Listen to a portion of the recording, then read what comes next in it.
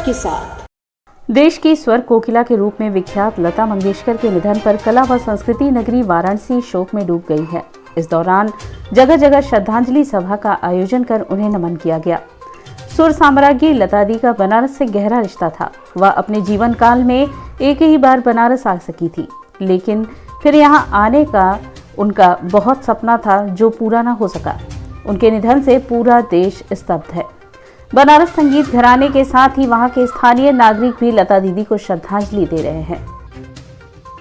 अपने सुर की तासीर उन्होंने ऐसी पहुंचाई कि आज सारे जगत की वो दीदी बन गई और हम लोगों का बड़ा सौभाग्य रहा कि उनसे कई बार मुलाकात हुई, बहुत नज़दीकी बैठ के बात करने का भी अवसर मिला।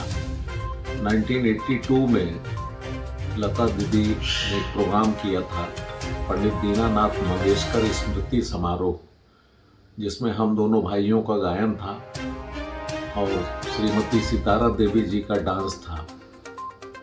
और वो हमारी पहली मुलाकात थी उनसे।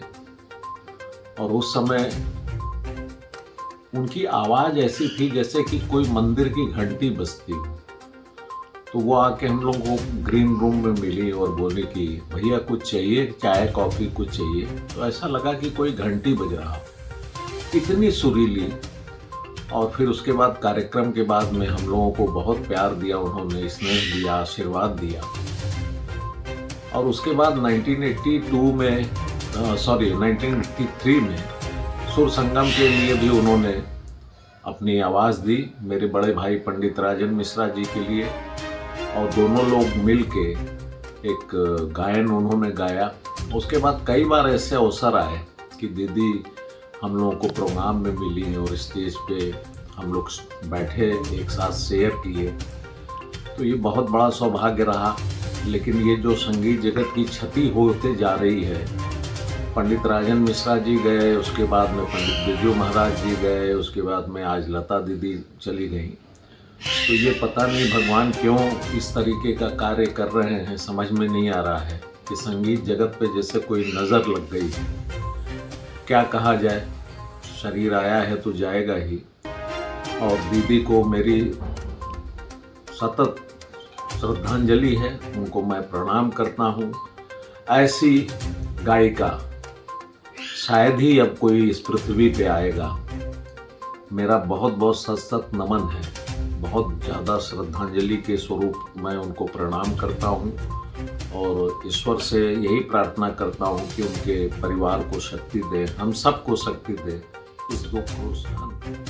शहर काशी का शहरी इलाका हो या ग्रामीण इलाका, हर स्थानों से श्रद्धांजलि की तस्वीरें सामने आ रही हैं। इसी कड़ी में वाराणसी के अकथा स्थित ग्रामीण इलाके में महिलाओं और पुरुष एकत्रित होकर लता दीदी के तस्वीर के सामने कैंडल जलाकर 2 मिनट मौन रख उन्हें श्रद्धांजलि दी। हमारे देश की स्वर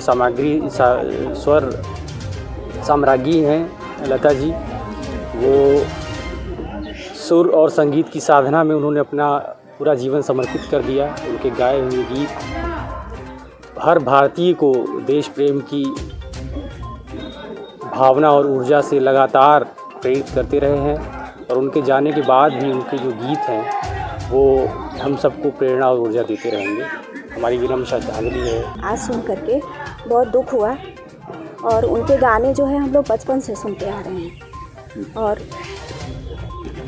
आप लोग श्रद्धांजलि दे रही हैं? हाँ, आज हम लोग उनको श्रद्धांजलि दे रहे हैं। और उनके गाने जो है काफ़ी देशभक्ति वाले, वो सब जितने भी पुराने गाने हैं उनके याद आ रहे हैं। लता दीदी के निधन से खेल जगत में भी लोग शोकाकुल हैं। खिलाड़ियों ने भी उनके निधन की सूचना मिलने के बाद खेल को बीच में ही रोककर 2 मिनट का मौन रखते हुए अपनी श्रद्धांजलि व्यक्त की।